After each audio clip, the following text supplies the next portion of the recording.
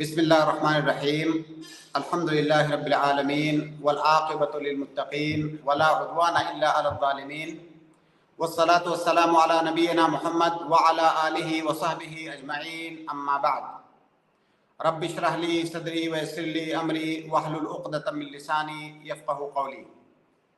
محترم ناظرین، جیسا کہ آپ سبھی جانتے ہیں کہ ہم طلاق کے مسائل پر گفتگو کر رہے ہیں۔ آج کی اسٹریم میں انشاءاللہ طلاق کے شروط سے متعلق ہم بات کریں گے۔ طلاق کے شروط کا مطلب یہ ہے کہ اگر کوئی انسان طلاق دیتا ہے تو وہ طلاق واقع کب ہوگی، وہ طلاق صحیح کب ہوگی، وہ طلاق معتبر کب ہوگی شریعت کی نگاہ میں۔ اس کے لیے کچھ شرطیں ہیں، جب وہ شرطیں پائی جائیں گی تب وہ طلاق معتبر مانی جائے گی، تب وہ طلاق صحیح ہوگی اور تب وہ طلاق گنی جائے گی اور شمار ہوگی۔ اگر ان شرطوں میں سے کوئی ایک شرط نہ پائی جائے جن کا ابھی ہم ذکر کرنے والے ہیں تو وہ طلاق شرعی اعتبار سے معتبر نہیں ہوگی اور اس کا شمار نہیں ہوگا۔ تو سب سے پہلی شرط جو طلاق کی ہے، طلاق واقع ہونے کی جو سب سے پہلی شرط ہے وہ یہ ہے کہ وہ طلاق نکاح صحیح کے اندر ہو یا نکاح فاسد کے اندر ہو، نکاح باطل کے اندر نہ ہو۔ علماء نے، فقہا نے نکاح کو صحت اور عدم صحت کے اعتبار سے تین حصوں میں تقسیم کیا ہے۔ ایک ہے نکاح صحیح۔ نکاح صحیح وہ نکاح ہے جس میں تمام ارکان اور شروط پائے جائیں، اور ایک ہے نکاح باطل۔ نکاح باطل وہ نکاح ہے جس کے بطلان پر، جس کے فساد پر، جس کے نہ صحیح ہونے پر تمام علماء کا اجماع ہے۔ اور تیسرا ہے نکاح فاسد۔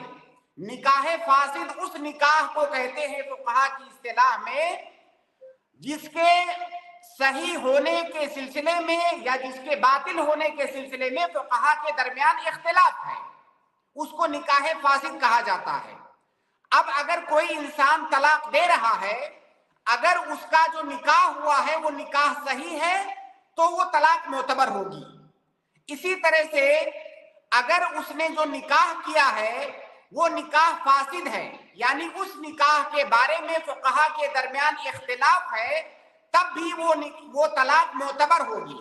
مثال کے طور پر جیسے نکاح کے اندر ولی شرط ہے، لیکن ولی کے شرط ہونے کے بارے میں فقہا کے درمیان اختلاف ہے، بعض لوگ ولی کو شرط نہیں مانتے ہیں۔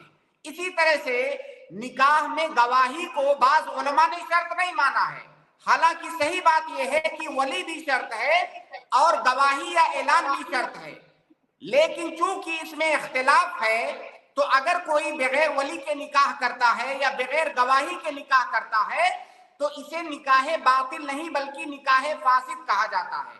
تو اگر نکاح فاسد ہے اور اس نکاح کے بعد طلاق ہوتی ہے تو وہ طلاق بھی معتبر مانی جائے گی اور وہ طلاق شمار کی جائے گی۔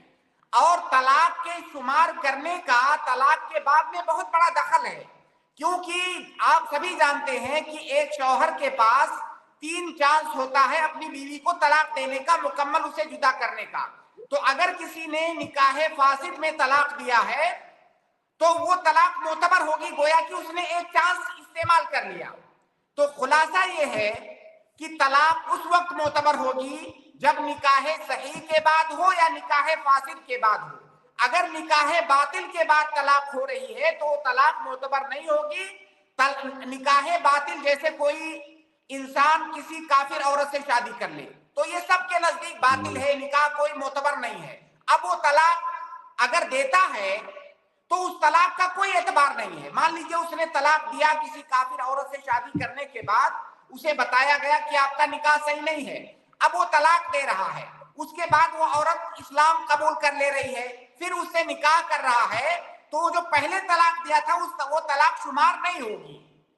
تو طلاق اسی وقت شمار ہوگی جب نکاح صحیح میں ہو یا نکاح فاسد میں ہو، نکاح باطل میں طلاق شمار نہیں ہوگی۔ تو یہ پہلی شرط ہے طلاق کے واقع ہونے کے لیے یا شمار ہونے کے لیے۔ دوسری شرط ہے طلاق کے واقع ہونے کے لیے کہ طلاق وہ انسان دے جو طلاق دینے کا مالک ہے. طلاق دینا جس کا حق ہے یا تو وہ انسان طلاق دے یا اس نے کسی کو اپنا وکیل بنا دیا ہے, کسی کو معاملہ تفویض کر دیا ہے, وہ طلاق دے. یا تو خود طلاق دے جو اس کا مالک ہے, اور اس کا مالک کون ہوتا ہے طلاق کا؟ وہ شوہر ہوتا ہے. یا تو کہ کوئی ایسا انسان طلاق دے جس کو شوہر نے اپنا وکیل بنا دیا ہے. اس کی دلیل کیا ہے؟ اللہ رب العالمین قرآن کریم کے اندر ارشاد فرماتا ہے کہ یا ایھا الذین آمنوا اذا نکحتم المؤمنات ثم طلقتموہن. یہاں طلاق کو طلاق کا مالک کس کو بنایا گیا؟ جس نے نکاح کیا ہے اس کو طلاق کا مالک بنایا گیا, یعنی شوہر. اسی طرح سے اللہ کے نبی صلی اللہ علیہ وسلم کی حدیث ہے کہ انما الطلاق لمن اخذ بالساق. جس نے اس عورت کے ساتھ صحبت کیا اسے طلاق کا حق ہے, یعنی شوہر کو طلاق کا حق ہے. اسی طرح سے اللہ کے نبی صلی اللہ علیہ وسلم کی ایک اور حدیث ہے کہ لا طلاق فیما لا یملک.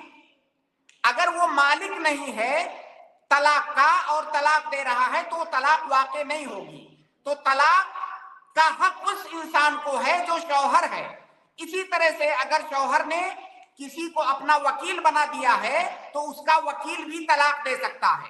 جیسے کسی انسان کو کہا کہ میں آپ کو اپنا وکیل بنا رہا ہوں کہ آپ میری بیوی کو طلاق دے دیجئے. اب اگر اس کا وکیل طلاق دے رہا ہے کہ میں نے اپنے موکل کی بیوی کو اس کی طرف سے طلاق دیا, تو طلاق واقع ہو جائے گی. اسی طرح سے اگر کوئی شوہر اپنی بیوی کو وکیل بنا دے رہا ہے, معاملہ اسے تفویض کہتے ہیں, التفویض فی الطلاق, یعنی اس نے معاملہ اپنی بیوی کے سپرد کر دیا. اس نے بیوی سے کہا کہ میں تمہیں اس بات کا اختیار دیتا ہوں کہ تم چاہو تو اپنے آپ کو طلاق دے دو. اور بیوی نے کہا کہ ہاں میں نے اپنے آپ کو طلاق دیا, میں تم سے جدا ہوئی, تو وہ طلاق واقع ہو جائے گی. جیسا کہ اللہ کے نبی صلی اللہ علیہ وسلم کی حدیث ہے, اللہ کے نبی صلی اللہ علیہ وسلم نے اپنی بیویوں کو اختیار دیا تھا کہ تمہارا معاملہ تمہارے سپرد ہے, تم چاہو تو مجھے اختیار کرو اور چاہو تو ہم سے جدائی اختیار کرو. تو اللہ کے نبی صلی اللہ علیہ وسلم نے, اللہ کے نبی صلی اللہ علیہ وسلم کی بیویوں نے, ان کی ازواج نے اللہ کے نبی صلی اللہ علیہ وسلم کو اختیار کیا. تو اگر کوئی انسان خود طلاق دیتا ہے تو طلاق واقع ہوگی, یا کسی کو وکیل بناتا ہے, وکیل طلاق دے دیتا ہے تو طلاق واقع ہو جائے گی, یا اپنی بیوی کے سپرد کر دیتا ہے طلاق کا معاملہ اور وہ طلاق دے دیتی ہے تو وہ طلاق واقع ہو جائے گی.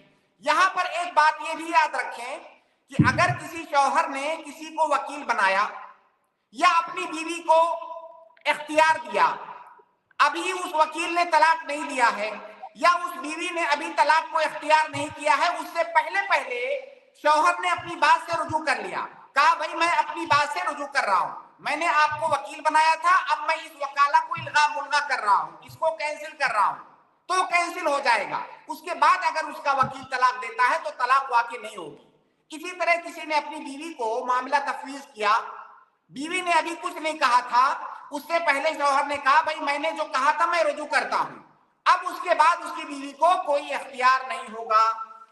تو یہ طلاق کے واقع ہونے کی دوسری شرط ہے.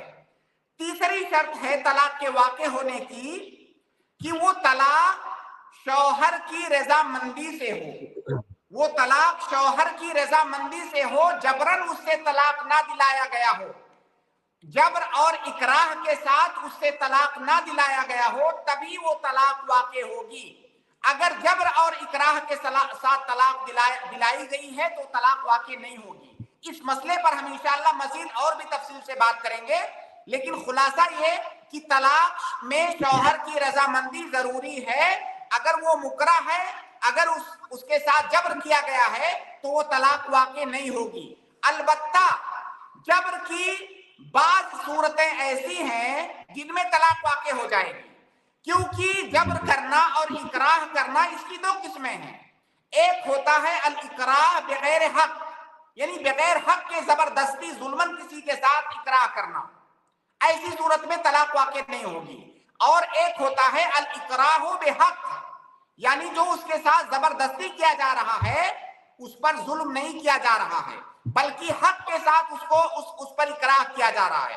اگر حق کے ساتھ اکراہ کیا جا رہا ہے تو وہ طلاق واقع ہو جائے گی۔ مثال کے طور پر جیسے کسی نے اپنی بیوی سے ایلا کیا، ایلا کے بارے میں ہم پہلے بھی بات کر چکے ہیں اور انشاءاللہ آئندہ بھی اس پر تفصیل سے بات کریں گے۔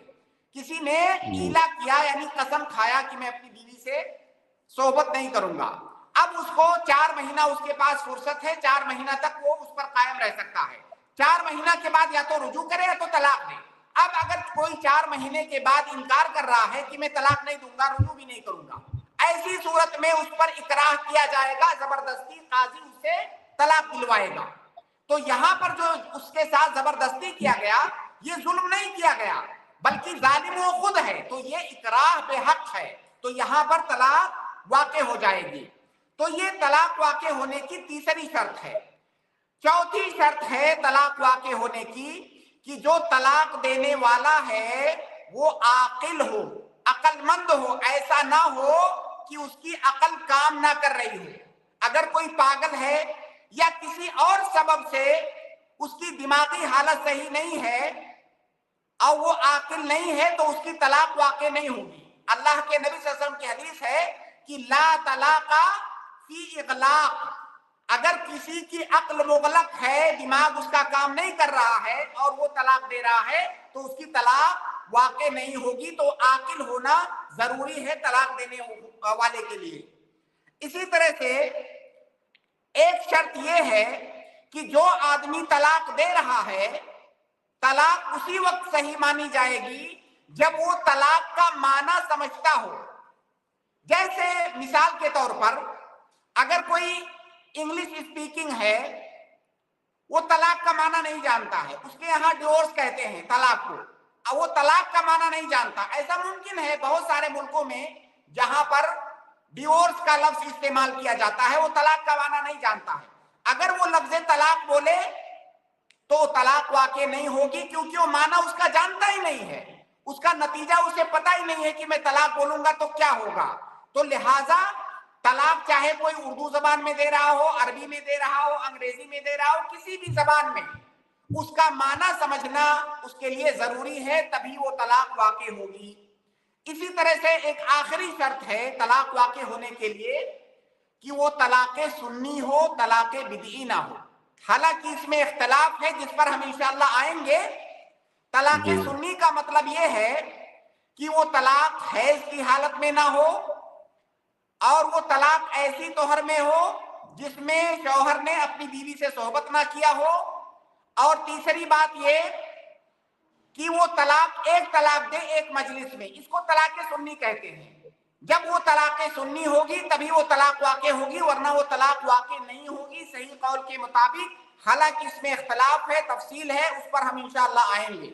تو یہ طلاق کی شرطیں ہیں، اگر ان شرطوں میں سے کوئی شرط نہیں پائی گئی تو وہ طلاق معتبر نہیں ہوگی، وہ طلاق شمار نہیں ہوگی، وہ طلاق شرعی نہیں ہوگی، وہ طلاق صحیح نہیں ہوگی۔